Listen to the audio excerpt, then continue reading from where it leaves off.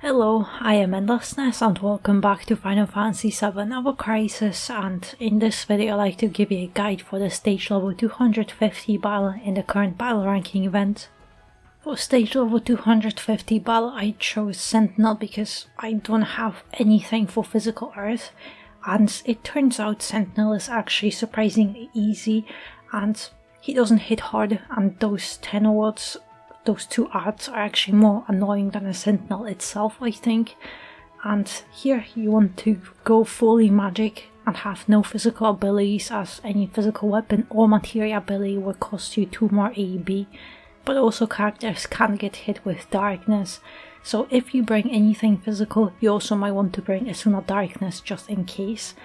And Vincent and Tifa are also the best magic lightning DPS, and at this point I think every existing character in the game might get a lightning banner before Sephiroth does, but as a Sephiroth simp I will make him work anyway.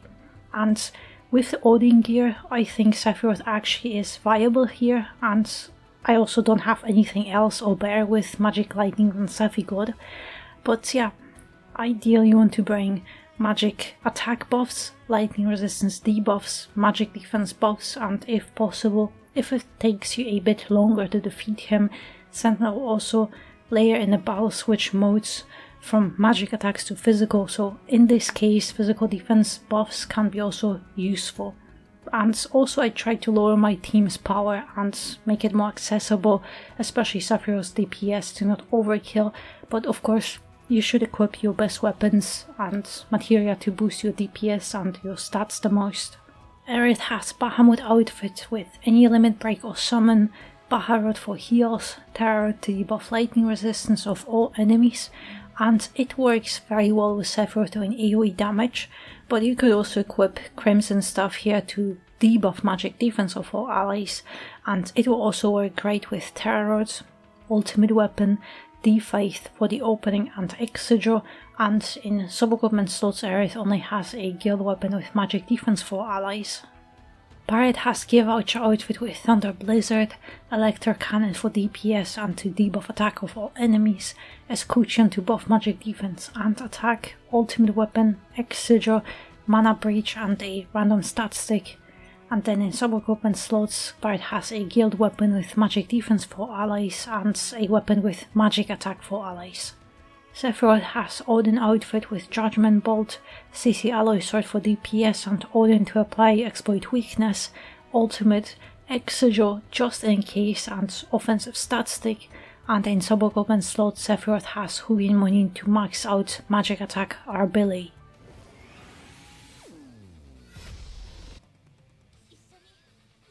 Alright, at the beginning of the battle you want to start nullifying those attack buffs, and at least on the Scorpion Sentinel you want it to be fully debuffed, but also with Sephiroth just apply the exploit weakness to start doing DPS, and with Bard you can choose if you want to do Electro Cannon twice or buff your magic defense and attack, but also with Aerith do Terror Rods to debuff the lightning resistance, because Barret and Aerith will be breaking sigils, but Sephiroth with your DPS you can actually just do continuous DPS here.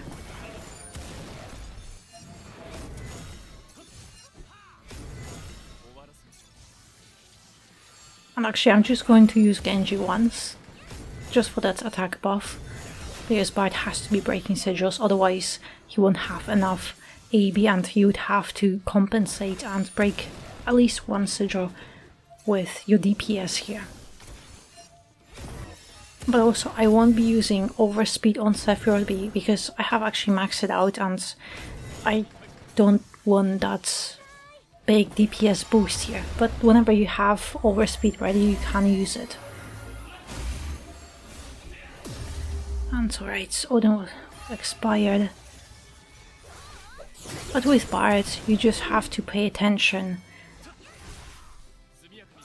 to that magic attack buff. Whenever it expires you just want to reapply it, but also this tail laser, it targets a random character.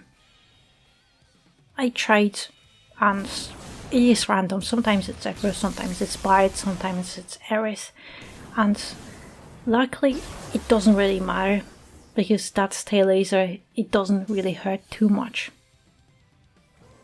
But ideally you want either Barret or Aerith to be targeted. But now same thing, just go back to doing DPS here. And I also have to apply Terra Rod.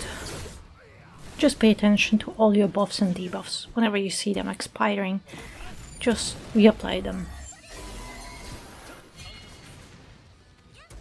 And I also actually forgot about almost. And yeah, the Thunder Blizzard, it's just level 5 at this point in the game, so it charges a little bit slower. But it's still very useful because you get that DPS boost for your weapon abilities. Right, just one more. Right. Yeah, I was waiting for that, because if you get to this point in the battle and you still haven't killed him, now he is switching his modes to physical attacks.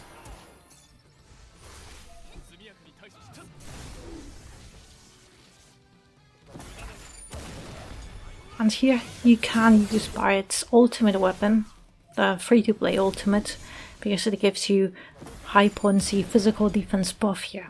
So you take tiny bit less damage here. It's not a powerful attack, but it's always a little bit extra damage boost here. Yeah, it's just about DPS here. He'll start charging another attack very soon. But you could finish him with Judgment Bolts, or just wait till you get Barret's ultimate limit break here, and you also do more damage here because he's vulnerable.